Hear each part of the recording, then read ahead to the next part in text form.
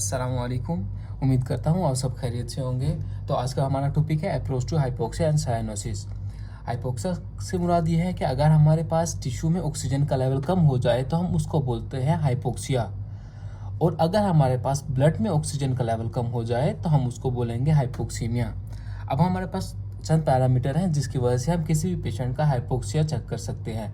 पहला पैरामीटर यह है कि हम पल्स ऑक्सीमीटर के थ्रू हम पेशेंट का हाइपोक्सिया चेक करें by through its oxygen saturation. हम पेशेंट के ऑक्सीजन सैचुरेशन पल्स ऑक्सीमीटर के थ्रू चेक करके हम उसका हाइपोक्सिया चेक कर सकते हैं, जो कि नॉर्मल तौर पे 94 से 100% तक जो नॉर्मल होता है ऑक्सीजन सैचुरेशन। और दूसरे नंबर पे हम partial pressure of oxygen check कर सकते हैं थ्रू एबीजी, जो कि नॉर्मली तौर पे हमारे पास होती है 80 to 100 मिलीमीटर एच जी, क्योंकि ये पार्शियल प्रेशर ऑफ ऑक्सीजन है इन द ब्लड। उसके बाद हम चलते हैं काजेज ऑफ हाइपोक्सिया की तरफ। जो पहले नंबर पे काजेज डिस्कस कर रहे हैं हम, वो है रिस्पायरेटरी काजेज। ठीक, रिस्पायरेटरी काजेज में हर उस तरह का वो काज आ सकता है जो कि एल्वुलाई को अफेक्ट करेगा।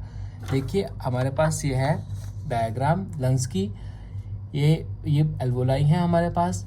किसी भी तरह का डिजीज़ जो कि हमारे पास अफेक्ट करेगा एल्वुलाई को, उसकी वजह से एल्वुलाई यहाँ से ऑक्सीजन एक्सचेंज नहीं कर पाएगा ब्लड से, तो हमारे पास फिर ब्लड में ऑक्सीजन की कमी हो जाएगी, जो कि हाइपोक्सिया काज करवाएगा। वो कौन कौन सी कंडीशंस हैं?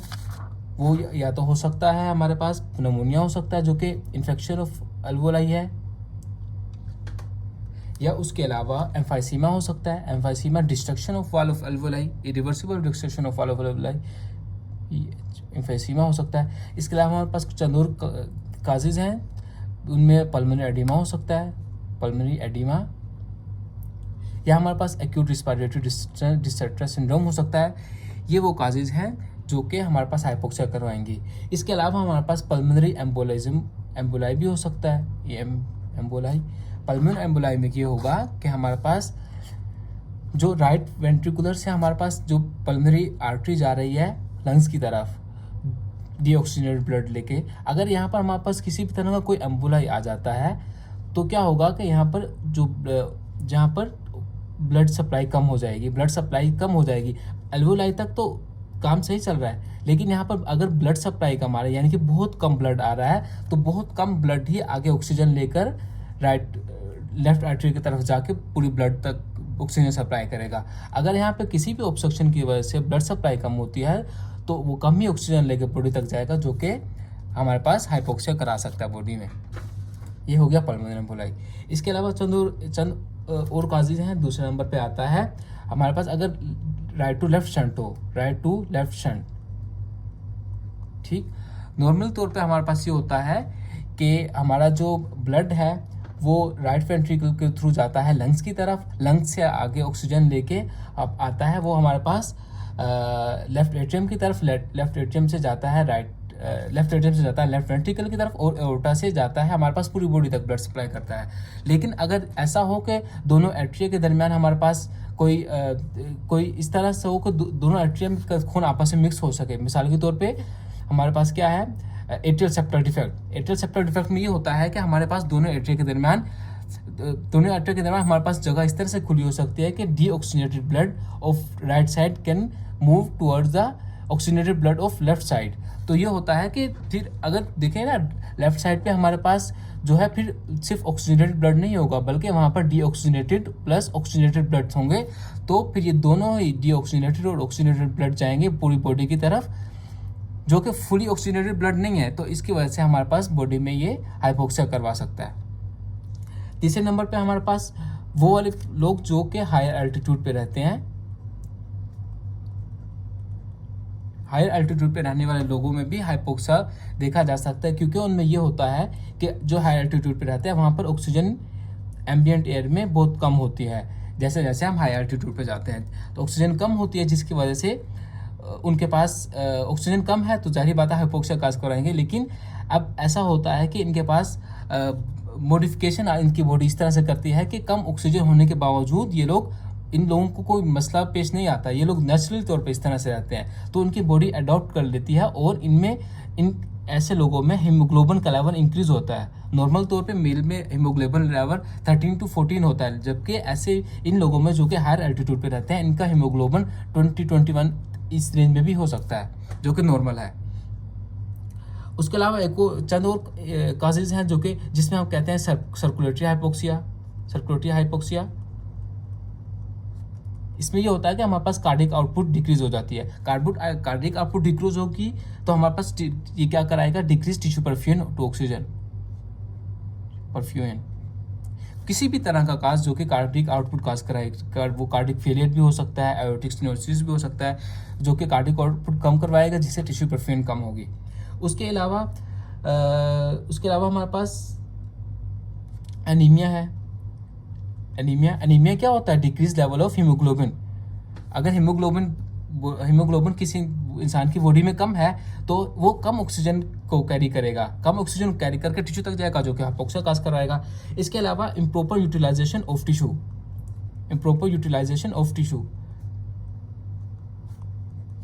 टिश्यू इसको हम बोलते हैं cytotoxic hypoxia. For example cyanide poisoning में इस पॉइजनिंग में ये होता है कि ब्लड तक ऑक्सीजन तो पहुंच रही है, लेकिन जो हर टिश्यू की जो एबिलिटी है ऑक्सीजन को लेने की, वो सही से काम नहीं कर रही होती, जिसको बोलते हैं हम सिस्टोटॉक्सिक हाइपोक्सिया, जो कि हम ज़्यादातर देखते हैं साइनाइड पॉइजनिंग में ये होता है कि जो इलेक्ट्रॉन ट्रांसपोर्ट चेन होती है सेल की, उसको मुतासिर करता है ये साइनाइड, जिसकी वजह से पेशेंट में हाइपोक्सिया देखा जाता है। ठीक, उसके यहाँ तक हमने पढ़ा था हाइपोक्सिया के बारे में। आगे हम चलते हैं कि साइनोसिस का मतलब ये है, साइनो बोलते हैं ब्लू कलर को। साइनोसिस से मुराद ये है कि ब्लूइश डिस्कलरेशन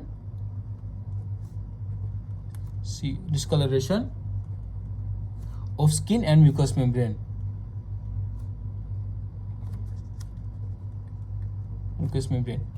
म्यूकस मेम्ब्रेन में हमारे पास हम जो कि बाहर से देख सकते हैं, टंग हो गया या लिप्स को हम देख सकते हैं।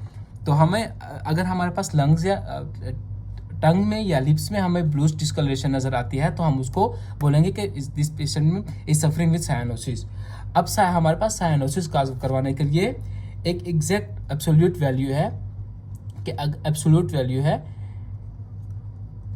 कि अगर हमारे पास decrease in haemoglobin level of more than 4 gram per decilitre.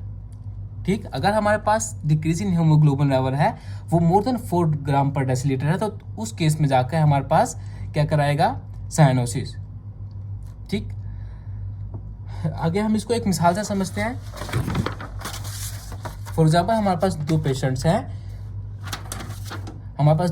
हैं। एक पेशेंट का हीमोग्लोबिन लेवल है 21।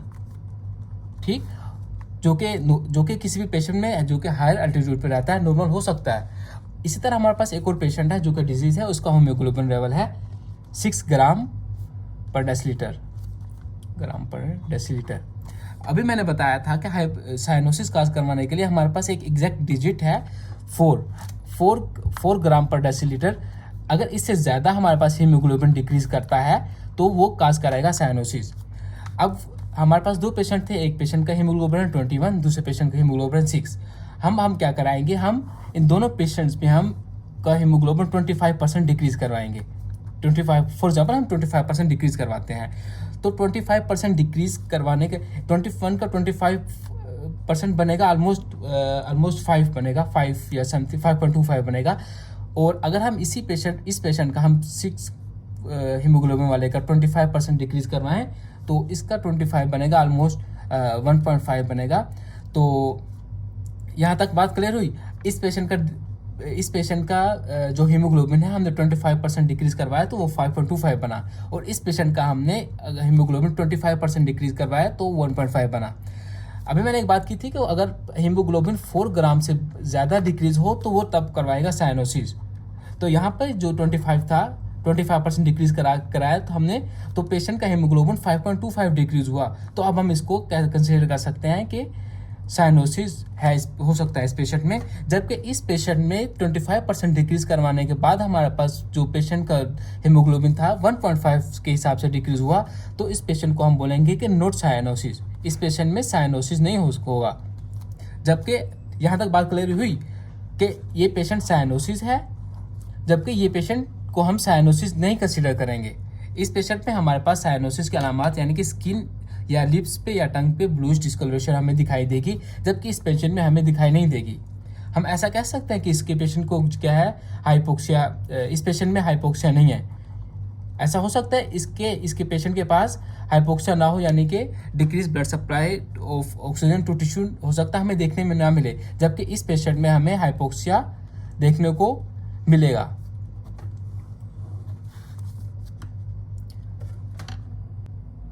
अब साइनोसिस की दो टाइप्स हैं, एक तो पेरिफेरल साइनोसिस और दूसरा है सेंट्रल साइनोसिस।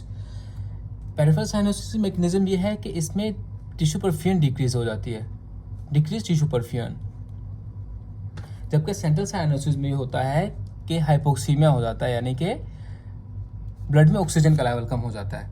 ठीक, इसकी मोस्ट कॉमन साइट कौन सी है, स्किन में हम देखते हैं, जो कि पेरिफेरल स्किन की बात कर ले हम पेरिफ्रीज में यानी कि हमारे पास फिंगर्स में या टूज में देखा जाता है ये peripheral cyanosis fingers and twos में। और सेंट्रल साइनोसिस हमारे पास स्किन में भी देखी जाती है, प्लस म्यूकस मेम्ब्रेन जिसमें हमारे पास टंग और लिप्स। अब जो पेरिफेरल साइनोसिस है उसमें स्किन का टेम्परेचर क्या होगा, कोल्ड होगा, क्योंकि हमारे पास टिश्यू में ऑक्सीजन टिश्यू परफ्यूजन कम है, डिक्रीज टिश्यू परफ्यूजन है, तो हमारे पास टिश्यू में जो ब्लड सप्लाई कम आ रही है, वहाँ पे अगर ब्लड सप्लाई नहीं है तो हमें वहाँ पे कोल्ड फील होगा, हमारे पास हाथ या पाँव हमारे कोल्ड फील होंगे। जबकि सेंट्रल साइनोसिस में क्या है कि हमारे पास टिश्यू तक ब्लड सप्लाई तो प्रॉपर है, लेकिन वहाँ पर ऑक्सीजन नहीं है उस ब्लड सप्लाई में, तो इस वजह से हमारे पास यहाँ पर स्किन का टेम्परेचर क्या होगा, वार्म मिलेगा हमें। ठीक, सेंट्रल साइनोसिस में हमें स्किन का टेम्परेचर वार्म मिलेगा, पेरिफेरल साइनोसिस में हमें कोल्ड मिलेगा। अब अगर हम पेशेंट की स्किन को हम किसी तरह से गर्मी पहुंचाए या रिस्पॉन्स टू वार्मथ क्या होगा, यानी कि अगर हम पेशेंट को बोले कि अपने हाथ वगैरह रब करो पेरिफेरल साइनोसिस के केस में, तो उसका जो है वो रिस्पॉन्स करेगा। ठीक, इस पेशेंट में क्या होगा कि अगर हमारे पास पेशेंट को बोलेंगे हाथ रब करो तो साइनोसिस डिक्रीज करेगा इसमें, जबकि इस पेशेंट में नो इफेक्ट। पेरिफेरल साइनोसिस के काजेज में पहला पॉइंट है रेनॉल्ड्स फिनोमिना।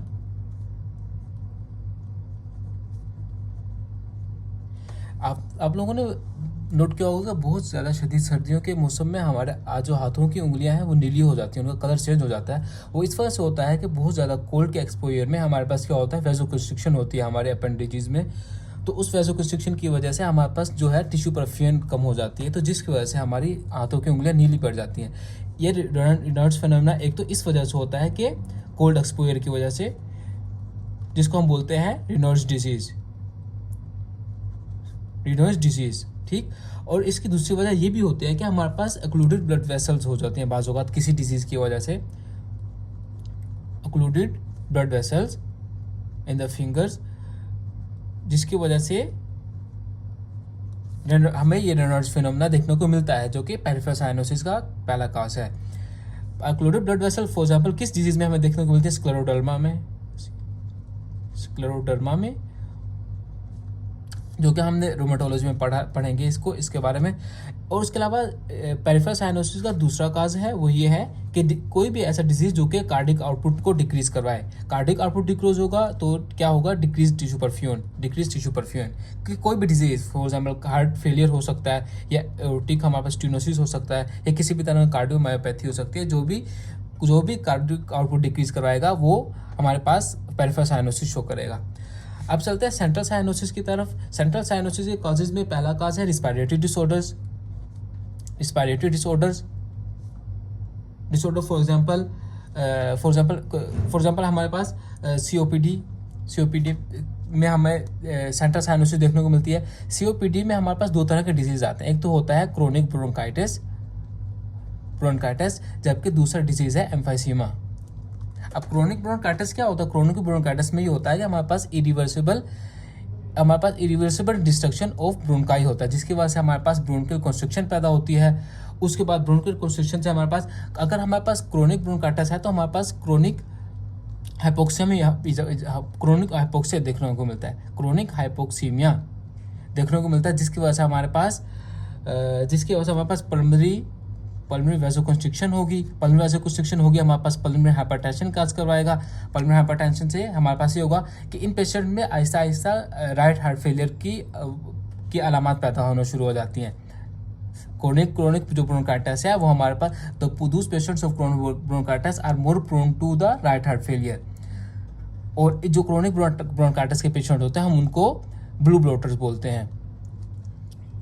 जबकि एम्फाइसीमा के केस में हमें इतनी ज़्यादा हमारे पास सेंट्रल साइनोसिस देखने को नहीं मिलता, इसकी वजह से हम इनको पिंक पफर बोलते हैं। ये जो बात है ये एमसीक्यूज़ में पूछी जाती है बात को। दूसरे नंबर पे दूसरा काज जो है सेंट्रल साइनोसिस का, वो ये है कि right to left shunt, for example atrial septal defect. ठीक। तीसरा काज जो है हमारे पास जो those are living at higher altitude,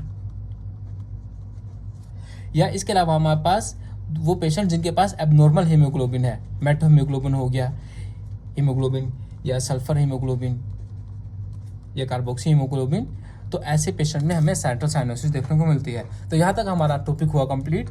उम्मीद करता हूँ कि आपको ये वीडियो पसंद आई होगी। अगर आपको किसी भी तरह कोई भी सवाल है तो आप मुझसे कमेंट बॉक्स में पूछ सकते हैं।